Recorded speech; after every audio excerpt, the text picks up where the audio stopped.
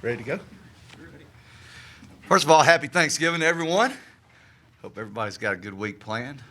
We're trying to do the best we can with it and making plans to have a good week. But it's our rivalry week.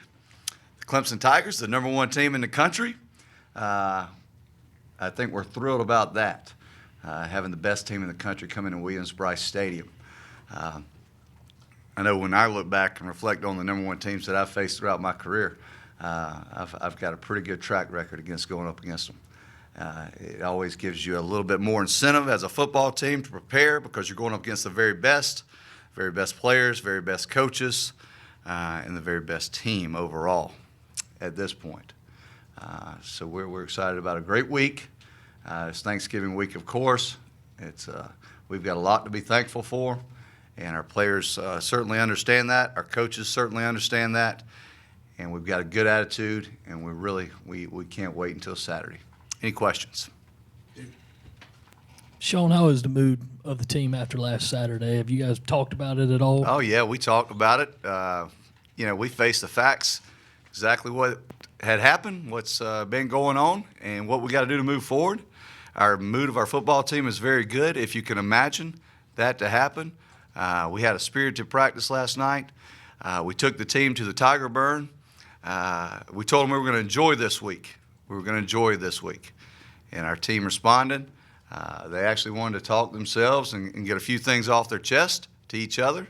We allowed them to do that. It wasn't some private players meeting or anything like that, but they just wanted to say some things. And when they came out of that meeting, you can kind of look at an individual and tell if they got it or not, and I think everyone got it. Shawn, you just alluded to it, but taking them to the Tiger Burn last night, how important from your position is to kind of show them how much it means to so many people? Well, let me tell you, it's rivalry week. I mean, this is Clemson Tigers. I don't think a single person on our staff, I don't think a single player on our team had ever been to it.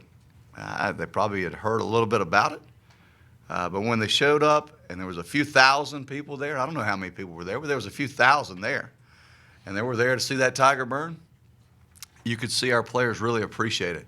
And then as we were leaving, you could see our fans really appreciated us being there, even with the record that it is. We tried to make a point that it was important to us to be involved in our school, in our university, and to make this the very best week we could. All right. Shawn, before last week's game, you said that you could determine that maybe their focus, their concentration level wasn't where it needed to be. This week, is it important to you, like maybe every day, just kind of check their temperature, see where they are, and make sure that they're at the level they need to be every day leading up to Saturday?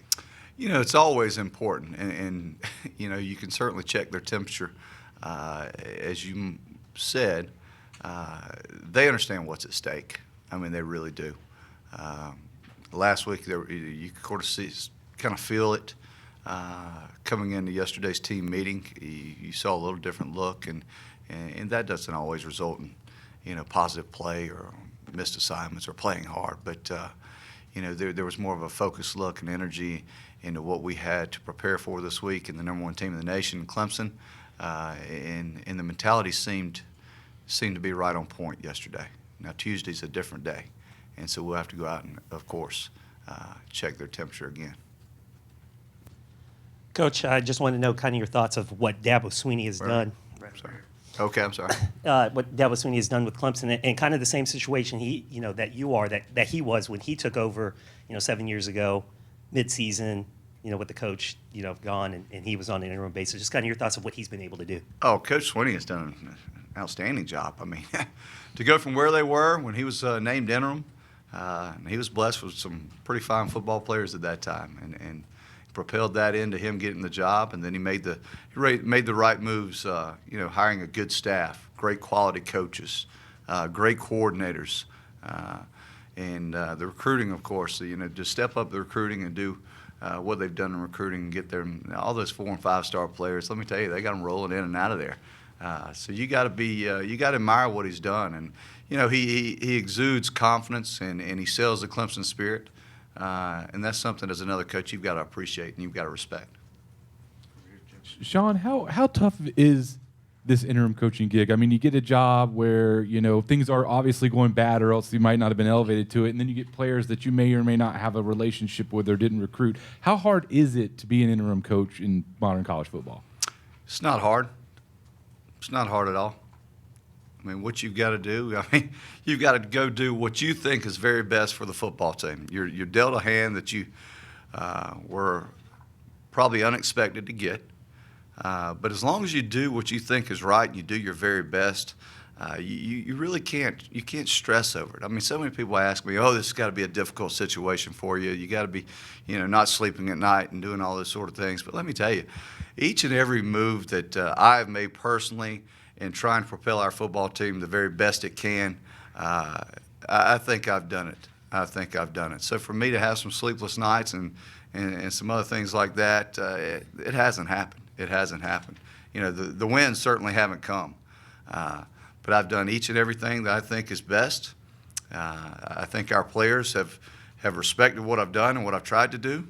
And it's the only way I've been taught. So, it's something I've been trained to do all my life as far as the discipline and some of the other stuff that we've incorporated. But I wouldn't say it's very difficult. We haven't had any revolts as players. We haven't had any revolts as coaches. We've tried to do our very best and do our jobs. And you mentioned the wins haven't come. Is it tougher in a league like in the SEC where you've got two coaches that normally win 8, 9, 10 games on the hot seat? Is it harder in the SEC that's such a result-oriented conference? Well, I don't know. I haven't been in any other conference as an interim coach. But certainly when you get named the interim coach and you take on a Vanderbilt team and then you take on an A&M team, you take on a Texas A&M, and then you go to Florida, and to come so close, that's probably what the difficult thing about it. To come so close and not pull off one of those wins probably let our team down. After 3 tough losses, boy, they were just kind of exhausted at that point. Shawn, when you become the interim coach, your family kind of gets a battlefield promotion as well. How have they adjusted, your wife and kids, to that role in the community? Because you kind of step up a level, sort of, so to speak. I don't think it's really affected my wife and my kids. My son, they come to 1 or 2 ball games a year. They're 8 and 9. They want to go play with friends at home. They're not all that much concerned with daddy and what's going on at work. My son did tell me the other day. He said, "I'm sorry," and I said, "What are you sorry about?" He said, "Well, I always thought I was good luck when I came to the games because you won." And I said, "You don't have to worry about that." I said, "You've only lost 1. You still are good luck." But, it's a little tougher on my wife than my children. But she's done a great job, and they still lead the same old life. Shawn, do you still feel like you have a shot at this job beyond this week, and when do you expect to talk to Ray Tanner about that? I don't know about still having a shot. I'm going to still approach it like I have a shot, and in the back of my mind, I'm going to tell myself until they tell me at the very end I don't. I'm not a guy that gives up or quits like someone had posted the other night. I'm certainly not that guy. So they're going to have to kick me out of here and tell me I didn't get it, or I've been reassigned, or I've got to do something else before I just give up on anything. Shawn, how is Lorenzo Nunez's health, and do you see him maybe being able to come in and give Clemson a little bit different look? Well, he practiced yesterday. He wasn't in yellow. The yellow jersey typically means you're out and you can't practice, so I haven't seen him in any yellow. And he was out there running around and practicing yesterday, so I anticipate him playing again this week. Go back to the room. Coach, with the way that this season has gone, with the number 1 team in the nation coming in, does it make it a little bit easier for you guys on the coaching staff to kind of just tell your players, hey, let it all hang out, man? I mean, we've had a rough year, but we've got the number 1 team in the country coming in. Yeah, it makes it a little bit more easier to certainly if we were number 2 team in the country and they were number 1, it'd be, you'd be on edge a little bit more. But where we are today, we're relaxed. Like I said, we understand what type of situation our season has put us in at this point. Let's go out, let's play relaxed, let's have fun with it. Let's take some chances that we probably normally wouldn't have done, and see where this thing may happen, wouldn't they? Go ahead. Does this Clemson team, do anything differently from past outfits, or is it just they do kind of the same things but a bit better? They're very similar to what they've seen in the past. Defensively, I think players make them what they are. They've got great skill players. They've got a heck of a defensive coordinator, and he's established a great defensive team over there. Their quarterback, of course, he's up for the Heisman. We got a walk-on quarterback playing for us, and we're going up against the Heisman Trophy winner. So, but when I say that, I'm not down a Perry, of course. But I mean, look what they got. No, they're a fine football team, and we're gonna have to go up there and play very well. Shawn, I think it's 16 or 17 seniors being honored. Have any of the other guys, juniors or redshirt juniors, also said that they want to be honored for Senior Day? There's a few that have come to us and are deciding whether they're going to walk on Saturday or not. Do you know who they are? You'll find out on Saturday. How much do you sell to your guys this week? Let's shock the world against the number one team in America. Is that all part of your motivational approach? Shock the world? No. I mean, certainly not. They're the number one team in the country. I mean, at this point, we're not. It'd probably be a shock to a lot of people, but I don't think you shock the world. Our team's got to go out and play. We've just got to get better. We've got to really worry about what we can control and try to do the very best we can against a great football team. Just to look at those guys and say, hey, let's go shock the world. It's almost like saying you guys really don't have a chance to go out here and win this football game. So you don't sell that message to your team. And you mentioned your history against number ones. We all know the Alabama game here. Are you referring to other games when you were at Appalachian State and that sort of thing?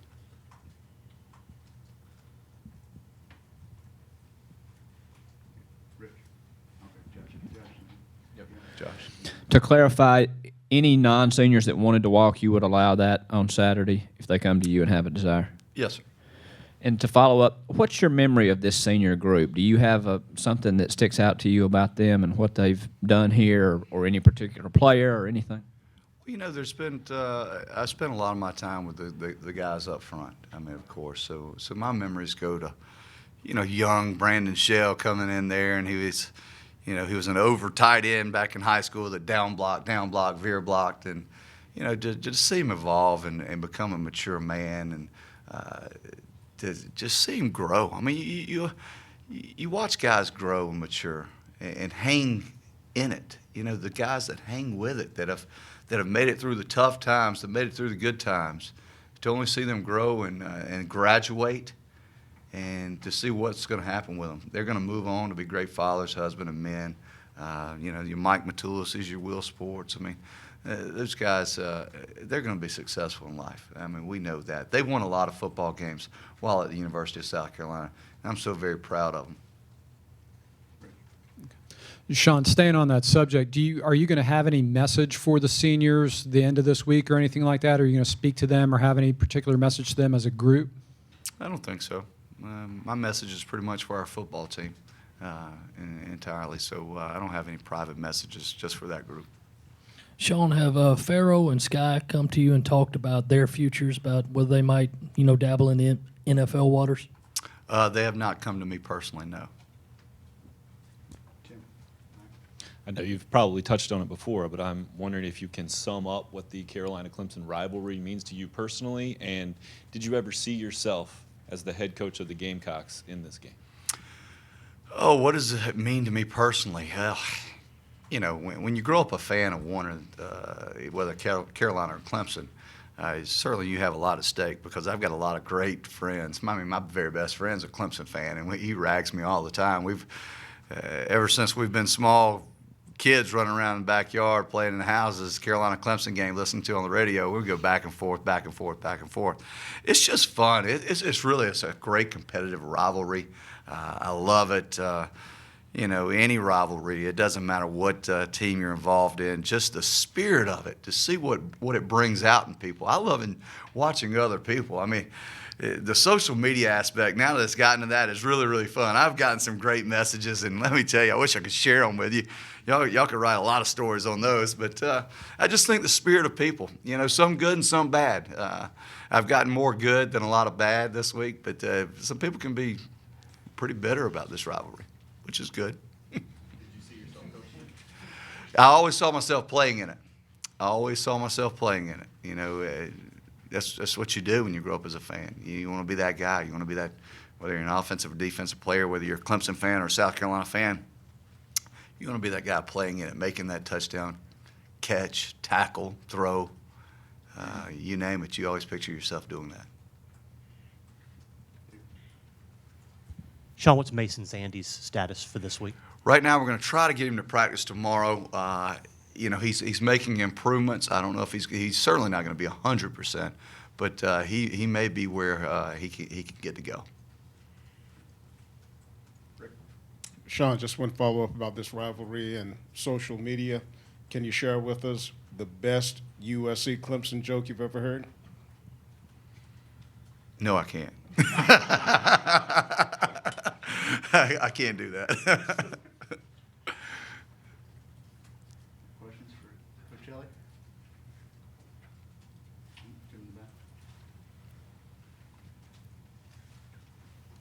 What is it that Clemson does the best, you think, this year? The best. Third downs, defensively. Third downs, they're really good, really good. I mean, their entire defense is well coached. You could see them. I mean, Coach Venables does a heck of a job ever since he's come in there. They're just a different team. They play with great confidence and swagger, if you can, you know, if you want to use that word. The confidence exudes from all parts of them, and that stems from their head football coach. I mean, he's confident in his comments about his team. You can see his team plays with a lot of energy, a lot of enthusiasm, and they have fun doing it. And I think that's something that you can tell in any good football team, and they do it very well. Anything else? You guys have a great Thanksgiving. Thank you all.